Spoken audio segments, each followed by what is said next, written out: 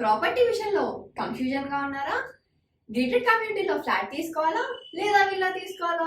మన పిల్లల భవిష్యత్ కోసం ఓపెన్ ఫ్లాట్ తీసుకోవాలా? మన హైదరాబాద్ లో ఏ లొకేషన్ లో కొంటే మంచి అప్రిసియేషన్ వస్తుంది?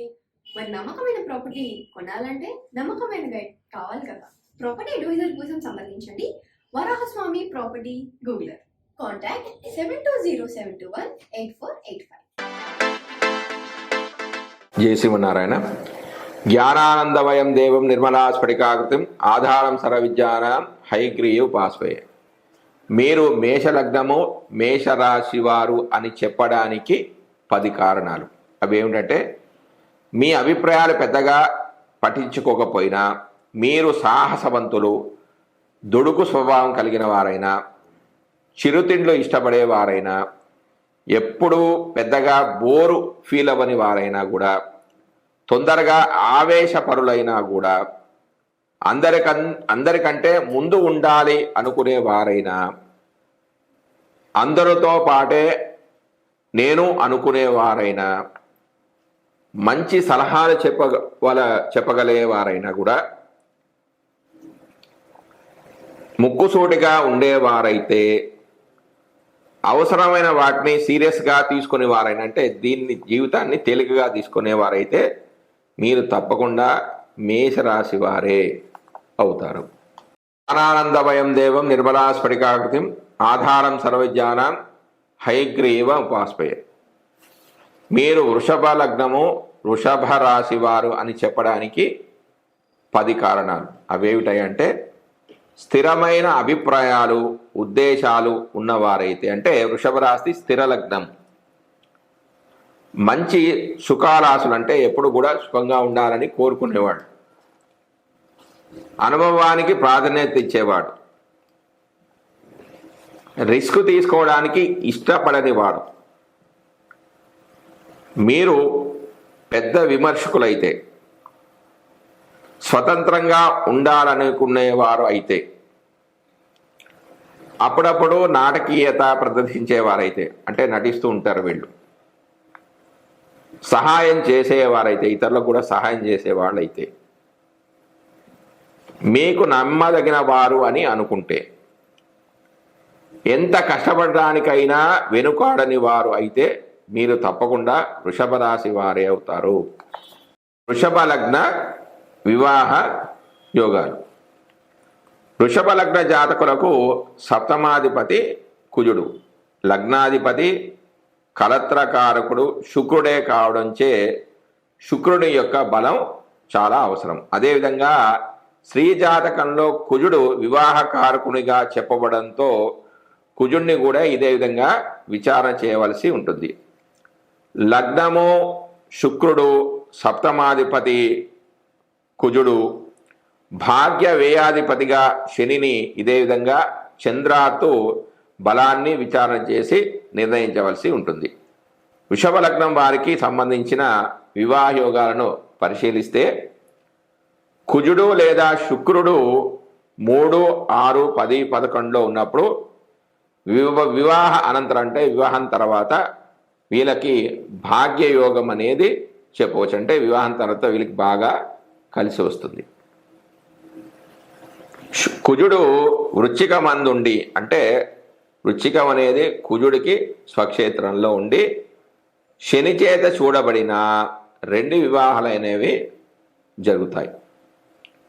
శని చంద్రులు సప్తమ స్థానంలో ఉండి రవి లగ్నంలో ఉండగా వివాహము అనేక ఇక్కట్లకు కూడా కారణమవుతుంది.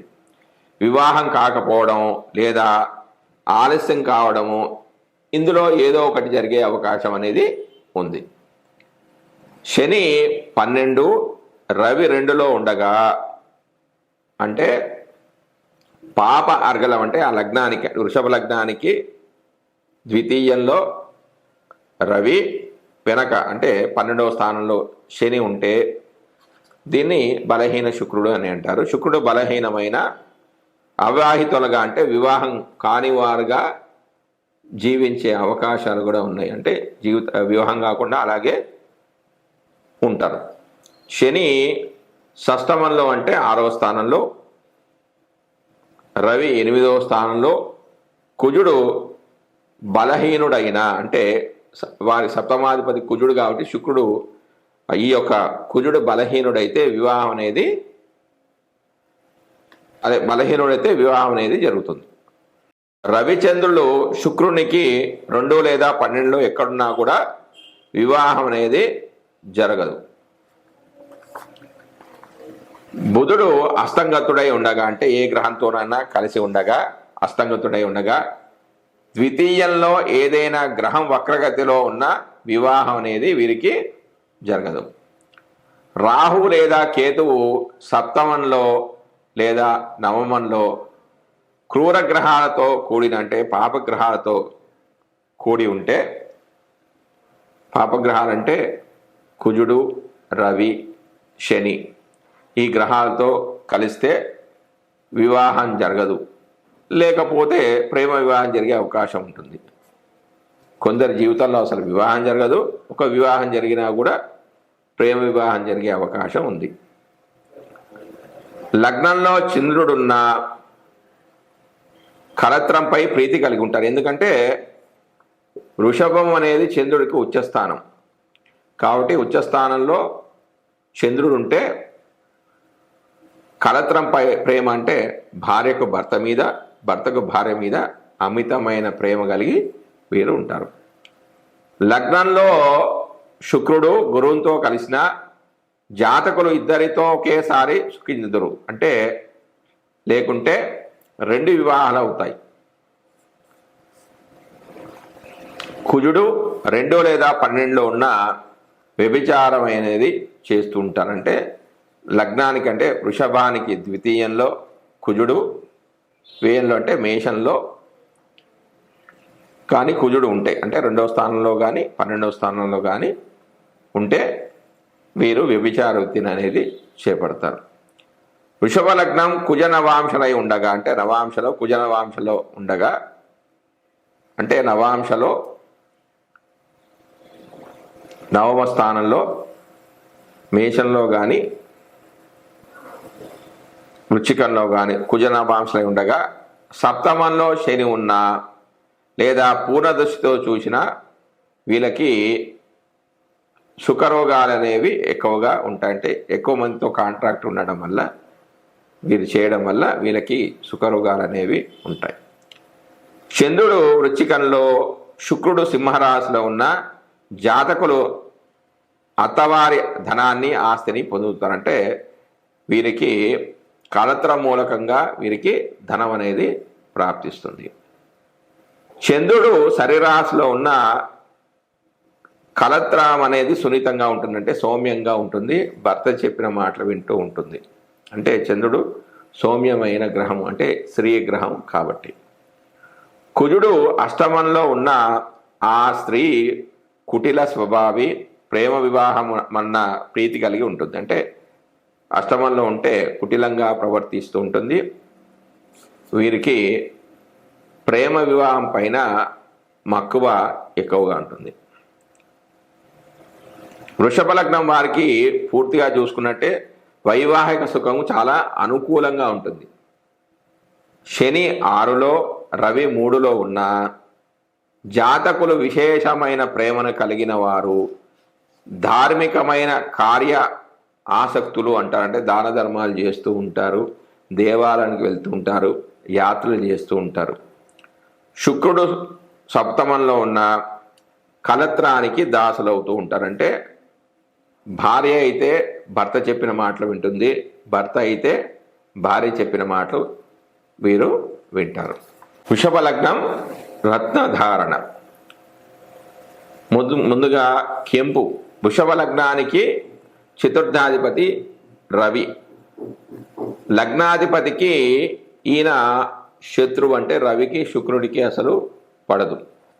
ఈ కారణంగా రవికి సంబంధించిన కెంపును ధరించడం అనేది మంచిది కదంటే ఈ లగ్నం వారు ధరించకూడదు. రవి దశలో లేదా రవి వల్ల వచ్చే అనిష్ట ఫలితాలకు అంటే వచ్చే పాప ఫలితాల నివారణకు మామూలుగా స్తోత్రం కానీ జపం కానీ పారాయణాలు కానీ చేయడం అనేది చాలా మంచిది. కానీ వృషభ లగ్నం వారు మాత్రం కెంపును అస్సలు ధరించకూడదు. తర్వాత ముత్యం.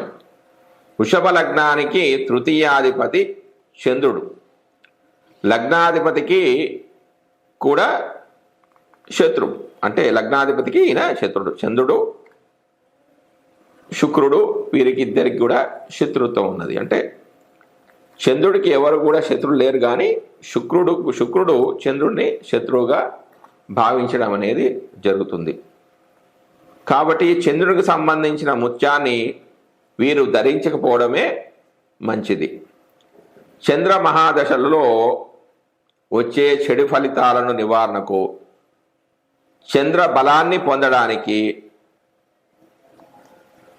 బలాన్ని పొందాలని అనుకునేవారు మారుగా మారేడు వేరును ధరించడం లేదా బిల్వ పత్రాలతో ఈశ్వరుని యొక్క ఆరాధన అంటే రుద్రాభిషేకం చేయడం అనేది చాలా మంచిది. వృషభ లగ్న స్త్రీలు మాత్రం ముత్యాన్ని ధరించవచ్చు, అంటే స్త్రీలైతే ఈ ముత్యాన్ని ధరించవచ్చు.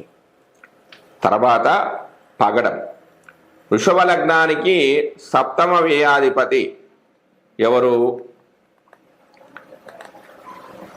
ఈ లగ్నాధిపతికి సమగ్రహం కావడంతో నారింజ రంగులో ఉండే పగడం కంటే తెల్ల పగడం ధరించడం మంచిది. ఇది జాతకంలోని కుజుని బలంపై ఆధారపడి నిర్ణయించవలసి ఉంటుంది. తర్వాత పచ్చ. వృషభ లగ్నానికి ద్వితీయం పంచమాధిపతి బుధుడు.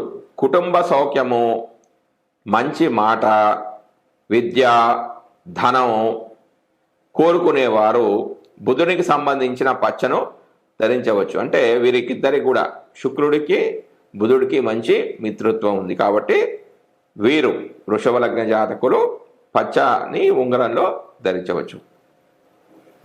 వృషభ లగ్నం వారికి పచ్చ అదృష్టరత్నమని చెప్పవచ్చు. తర్వాత పుష్యరాగం. వృషభ లగ్నానికి అష్టమ లాభాధిపతి గురుడు. ఈ లగ్నాధిపతికి ప్రబల శత్రుగ్రహమే కాకుండా మారకుడు, అంటే శుక్రుడికి గురువుకి ప్రబల శత్రుత్వం ఉంది. ఇది కాకుండా ఈ లగ్నానికి ఈ గురుడు మారకుడు, అంటే అనారోగ్య సమస్యలను కూడా ఇవ్వగలడు. కాబట్టి గురుని రత్నమైన పుష్యరాగాన్ని ఈ లగ్నం వారు ధరించకపోవడమే చాలా ఉత్తమము.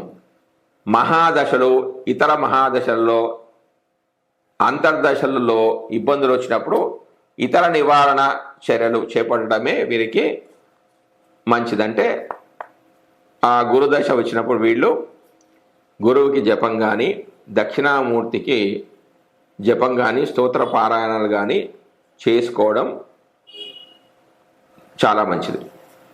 తర్వాత వజ్రం.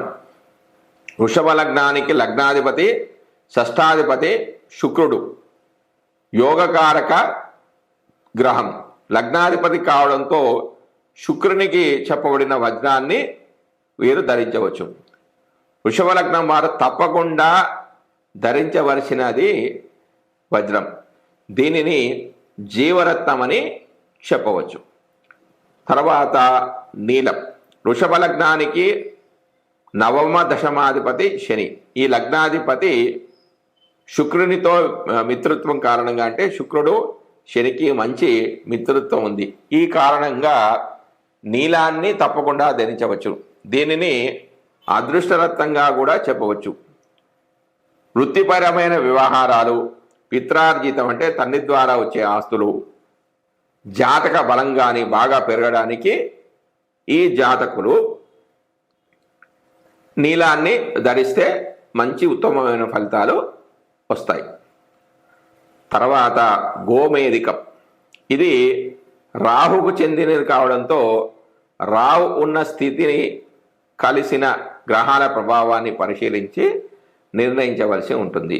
రాహువు శని, శుక్ర, బుధ, గురువులతో కలిసి ఉన్నప్పుడు గోమేధికం ధరించకపోవడమే వీరికి చాలా మంచిది.